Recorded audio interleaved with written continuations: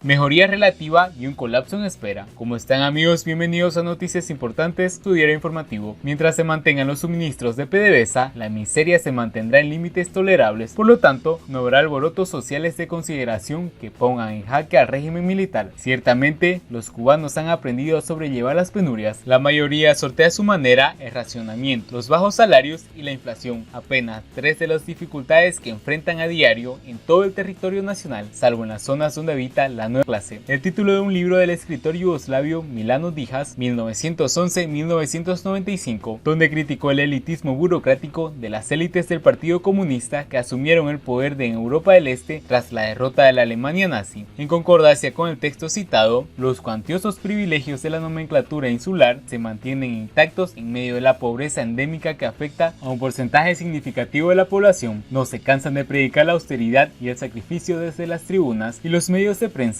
pero su estilo de vida burgués choca con todas esas conceptualizaciones arrancadas de los manuales marxistas-leninistas para el sometimiento de las masas populares a la ideología de un partido único. Es preciso señalar que la ruina económica y sus graves impactos sociales tienen garantizados los parches necesarios para aplazar el colapso. Nicolás Maduro vela porque los barcos cargados de oro negro lleguen a las costas de la mayor de las Antillas, pese a las medidas del castigo impuesto por Estados Unidos contra las navieras de los terceros países implicadas en el traslado de combustible entre ambas orillas. Algunas fuentes indican que las últimas transferencias petroleras se han realizado en buques venezolanos. Más allá de la veracidad o no de la información, lo cierto es que Cuba no se ha paralizado e incluso ha mejorado ligeramente la disponibilidad de algunos productos en las tiendas, tales como aceite vegetal, jabón, carne procesada, pollo congelado, en comparación con 3 meses atrás, cuando hubo un activismo del regreso de los peores tiempos de la crisis de la primera mitad de los 90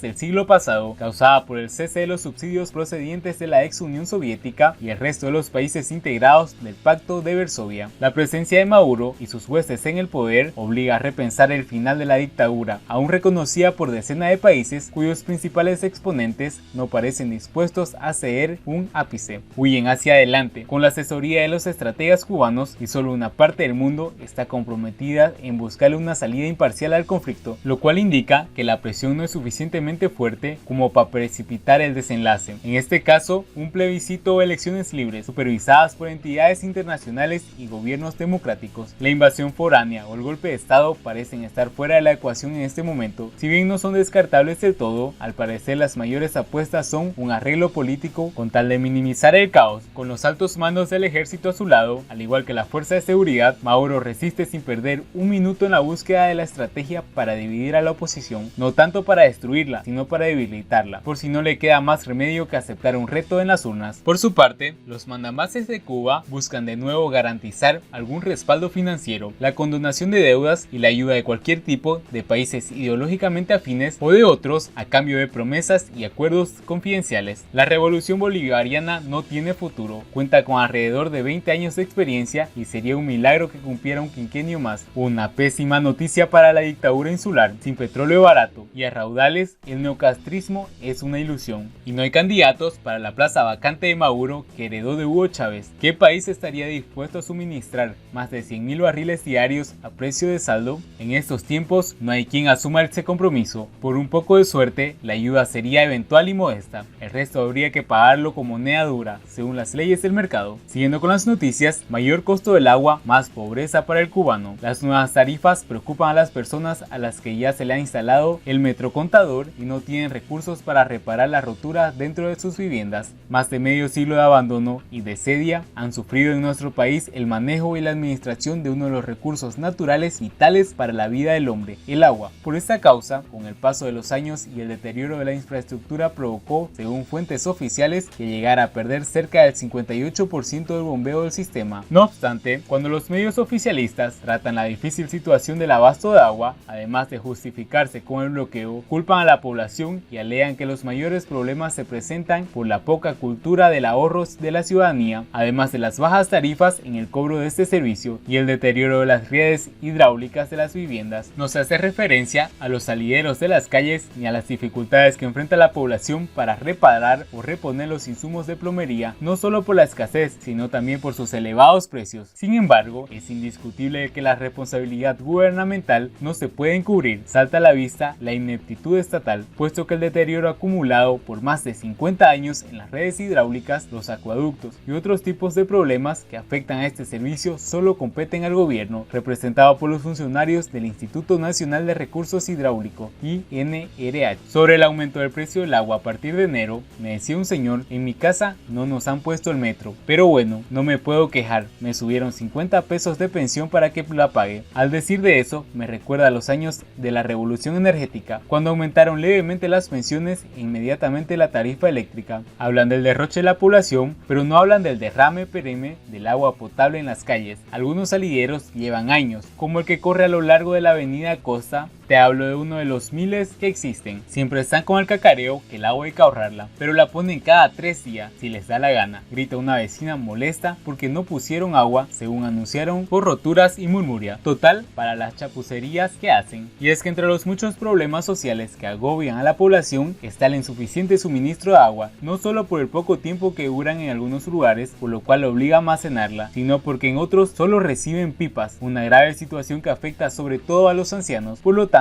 el anuncio de las nuevas tarifas para el cobro de agua a partir de enero de 2020 preocupa a las personas a las que ya se les ha instalado el metrocontador y no tienen recursos para reparar las roturas dentro de la vivienda. Tampoco el Estado ha dado facilidades para comprar las piezas que no se encuentran en el mercado. Al respecto, funcionarios de Agua de La Habana advirtieron que este proceso de reparación y mantenimiento del sistema, que forma parte del plan de montaje, los trabajos de la red exterior corresponden a la empresa. En tanto, los usuarios actuarán sobre las instalaciones para disminuir el consumo facturado una vez se le instale el metrocontador, o sea, resuelvan como puedan. Siguiendo con las noticias, Cuba niega tener participación en las protestas sociales de América Latina. El canciller de Cuba, Bruno Rodríguez, negó este viernes que el gobierno de la isla esté detrás de las protestas sociales en América Latina, como asegura la OEA y la administración Trump. No tenemos otra participación o involucramiento en las protestas de América Latina que la que emane del ejemplo de la Revolución Cubana, señaló Rodríguez. Maliciosamente se acusa a Cuba de ser culpable de lo que sucede en Venezuela y en las otras recientes manifestaciones populares contra el despiadado neoliberalismo que avanza entre la región, añadió el ministro de Exteriores cubano durante el llamado encuentro antiimperialista que se realiza estos días en La Habana. Ante el auditorio con agrupaciones internacionales de izquierda, Bruno Rodríguez dijo que Estados Unidos necesita culpar a Cuba de su fracaso rotundo en Venezuela y necesita justificar el endurecimiento del bloqueo contra la isla. La semana pasada, el secretario general de la Organización de Estados Americanos, OEA, Luis Almagro, denunció un patrón de desestabilización procedente de Venezuela y de Cuba, a los que atribuye una responsabilidad de las masivas movilizaciones sociales en la región, patrón que había estado orientado en primer lugar a Colombia, luego a Ecuador y recientemente a Chile. El presidente norteamericano Donald Trump, por su parte, dijo en una conversación telefónica con el presidente de Chile, Sebastián Piñera, que hay esfuerzos extranjeros para minar las instituciones de esa nación sudamericana. A lo anterior se suma que un funcionario del Departamento de Estado, que pidió no ser identificado, declaró que Rusia, aliado de Cuba, realizó actividades para dar un curso negativo del debate en Chile, declaraciones que también han rechazado en Moscú. Siguiendo con las noticias, los reyes homenajearán a Cuba a los héroes del desastre del 98. Felipe VI se reunirá con representantes de la sociedad civil, pero no disidentes. Los reyes dedicarán la última jornada de su viaje del estado de Cuba, entre el 11 y el 14 de noviembre, a rendir homenaje a las víctimas del desastre de 1898, que marcó el fin del Imperio Español. Felipe VI y doña Leticia se trasladarán a Santiago de Cuba, donde visitarán al Castillo de Morro para recordar a los más de 300 tripulantes muertos en el hundimiento de la flota. Será el broche final de una visita histórica, la primera que realiza un rey de España a la isla caribeña. Juan Carlos I estuvo en La Habana en 1999, pero fue en el marco de la Cumbre Iberoamericana y no de visita bilateral. El viaje se ha hecho coincidir con el 500 aniversario de la fundación de La Habana, aunque los reyes volverán a España antes de los actos centrales de la efeméride el 16 de noviembre, para no coincidir con el mandatario venezolano Nicolás Maduro o el nicaragüense Daniel Ortega. Fuentes diplomáticas insisten en que la visita no contribuye a un gesto de apoyo al régimen cubano, sino la superación de una anomalía, el hecho de que Cuba Nicaragua fuera el único país iberoamericano que no ha visitado hasta ahora el rey de España, mientras que sí lo han hecho mandatarios de Francia, Italia o Portugal, el expresidente estadounidense Barack Obama e incluso 2 papas. En este marco institucional, subrayan las fuentes, los reyes no tienen previsto ningún encuentro con la disidencia, aunque sí una audiencia privada con representantes de la sociedad civil no afines, aunque tampoco enfrentados al régimen. El encuentro tendrá el mismo formato que el que tuvo el presidente Pedro Sánchez cuando visitó La Habana entre noviembre del año pasado, al que acudieron artistas, intelectuales, blogueros, dueños de paladares, restaurantes o cuentapropistas. Los reyes saldrán de Madrid el día 11, pocas horas después de que se conozcan los resultados de las elecciones generales, y en La Habana se reunirán con el presidente cubano Miguel Díaz-Canel. Darán un paseo por la ciudad vieja de la mano del historiador Eusebio Leal, al que el Consejo de Ministros ha puesto este jueves la Gran Cruz Carlos III, y visitarán el Museo de Bellas Artes, donde se expondrá el autorretrato de Goya,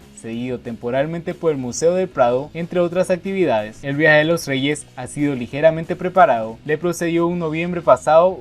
Si el contenido es de tu agrado, por favor no olvides suscribirte, dejarnos un buen like y compartir nuestro contenido. Si tienes alguna sugerencia para mejorar el contenido de nuestro canal, por favor escríbenos en la caja de comentario. Si te gustaría saber acerca de un tema específico, por favor escríbenos en los comentarios. Así termina nuestro diario informativo del día de hoy. Nos vemos en el siguiente informe.